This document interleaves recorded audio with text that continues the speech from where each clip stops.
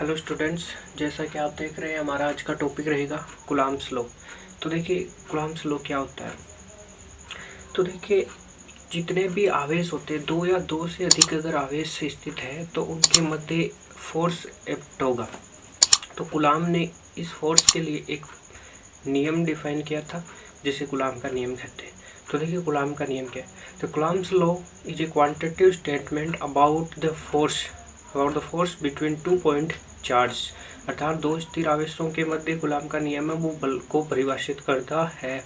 With the help of this law we find the force between 2 fix stable point charge, अर्थात जो स्थिर बिंदु आवेश है उनके मध्य हम बल ज्ञात करते हैं। तो इसके लिए देखो मान लेते हैं कि हमारे पास एक तो Q1 आवेश है, दूसरा Q2 आवेश है।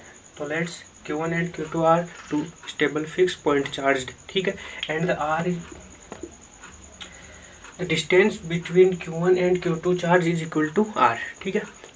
तो देखिए अब कूलम्ब ने बताया, तो Coulomb said the Q1 and Q2 are act force to each other. तो the value of this force F, तो कूलम्ब ने दो नियम दिए थे, अपनी दो शर्तें बताई थी कि ये नियम किसके बराबर होगा। तो देखो this Q1 charge applied force Q2 and this Q2 charge apply force on Q1। तो दिस बल can be attraction and repulsion force, आकर्षण और प्रतिकर्षण दोनों प्रकार का हो सकता है। तो कूलम्ब ने कहा कि ये जो बल होगा इसका परिमाण क्या होगा। तो कूलम्ब की जो फर्स्ट शर्त थी वो थी कि this force according to Coulomb the force can be attractive and repulsive, it is in present between Q1 and Q2। तो देखिए इसकी फर्स्ट शर्त के अनुसार देखो इट इज प्रोपोर्शनल। तो जो ये बल है वो प्रोपोर्शनल होगा चाहे Q1 और Q2 है। तो it is proportional the product of proportional to magnitude, the product of magnitude of two coulombs Q1 and Q2. The force which is acting between two Q1 and Q2 is directly proportional the product of magnitude of the both charges Q1 and Q2.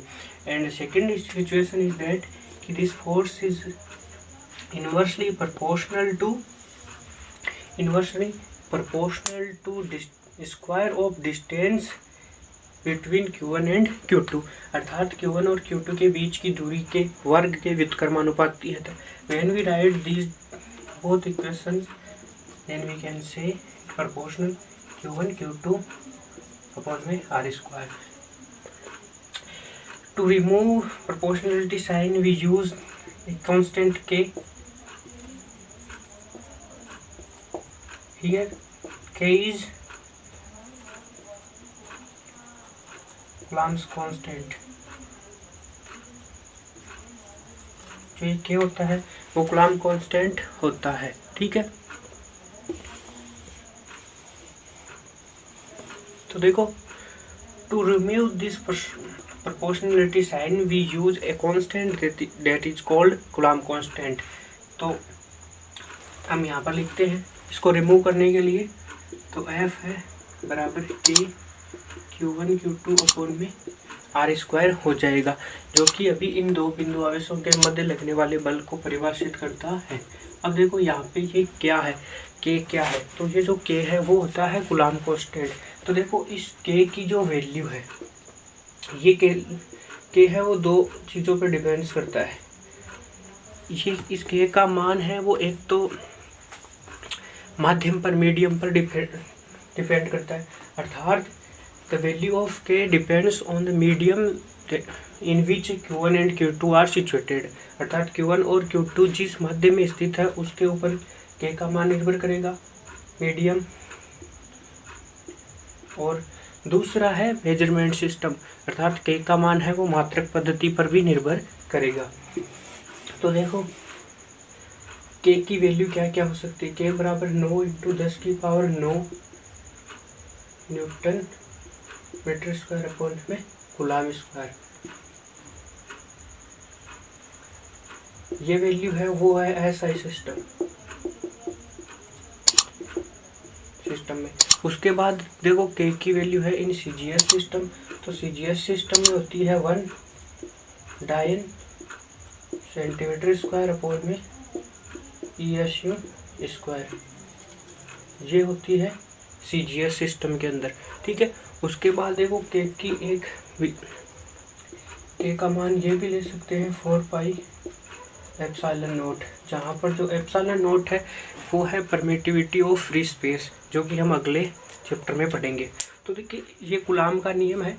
Bye the help of Coulomb's law we find the force which is acting between 2 charge and more than 2 charge, ठीक है।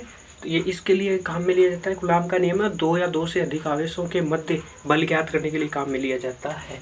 According to Coulomb this force is directly proportionally the product of magnitude of charge both Q1 and Q2 charge, and second condition is the force is inversely proportional the square of distance between Q1 and Q2। तो ये तो हो गया coulomb का नियम, ये 2 बातें याद रखनी है। और देखो कूलाम के नियम के मेन इंपॉर्टेंट थिंग है कि these charge are must be stable and point charge और स्थिर आवेश और बिंदु आवेश होंगे तभी कूलाम का नियम है वो परिभाषित होगा। तो अब देखो कूलाम के नियम से एग्जाम में क्वेश्चन कहाँ से आ सकता है, बोर्ड एग्जाम में क्वेश्चन कहाँ से पूछा जाए। तो देखिए इसके लिए एक तो आप इन चीज़ों को याद रखिए। यदि न्यूमेरिकल वैल्यू भी आएगी तो हमें इन के का मान याद रखना है और उसी से हम उसे याद कर सकते हैं। तो एक तो इम्पोर्टेंट ये हो गई के का वैल्यू, ठीक है।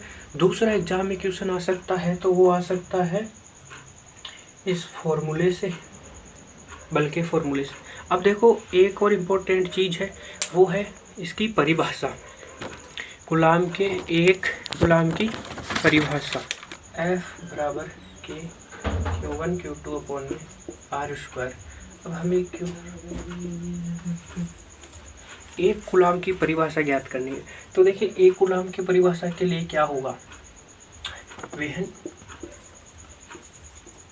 when Q1 and Q2 are situated in any medium and the distance between Q1 and Q2 is R, जब this distance R equal to 1 metre अर्थात Q1 और Q2 के जो मध्य की दूरी है वो 1 मीटर ले ली जाए तथा Q1 और Q2 के मध्य लगने वाला F है वो 9 × 10 की पावर 9 न्यूटन हो जाए। तो हम क्या कह सकते हैं कि देखो F है वो तो ये आ गया 9 × 10 की पावर 9 के Q1 और Q2। अब यहाँ पे दूरी 1 ले ली तो ये इसके बराबर, तो इससे ये कैंसिल आउट और Q1 और Q2 का मान 1 हो जाएगा। और ये एक परिमाण की हमें परिभाषा चाहिए। तो देखो हम इसे कैसे परिभाषित कर सकते हैं। When Q1 and Q2 are situated in any medium and the distance between Q1 and Q2 is equal to 1 meter and each charge Q1 and Q2 each charge apply force to each other and the value of this force is equal to 9 × 10 की power 9 Newton, when we can say that every amount of charge that is present on both Q1 and Q2 charge is equal to 1 coulomb. अर्थात देखो कि किसी भी माध्य में कोई 2 Q1 और Q2 आवेश है, उनके मध्य की दूरी R है। यदि मध्य की दूरी 1 मीटर कर दी जाए तथा दोनों बल आवेश है वो एक दूसरे पर 9 × 10 की पावर 9 न्यूटन का बल लगाते हों तो हम कह सकते हैं कि दोनों आवेशों के ऊपर जो उपस्थित आवेश है वो 1 न्यूटन का 1 कूलाम होगा। अर्थात when Q1 and Q2 are situated in any medium and the distance between Q1 and Q2 is equal to 1 and every charge Q1 या Q2 every charge apply force on each other and the value of force is equal to 9 × 10 की power 9 Newton, when we can say that the charge present charge value is 1 coulomb. ठीक है friends, तो कल का हमारा जो topic रहेगा वो रहेगा परमिटिविटी से रिलेटेड। आज के इस वीडियो में देखा कि कूलाम का नियम क्या होता है, इसका यूज किस प्रकार किया जा सकता है। आज के लिए इतना ही। Thank you. जय हिंद, जय भारत।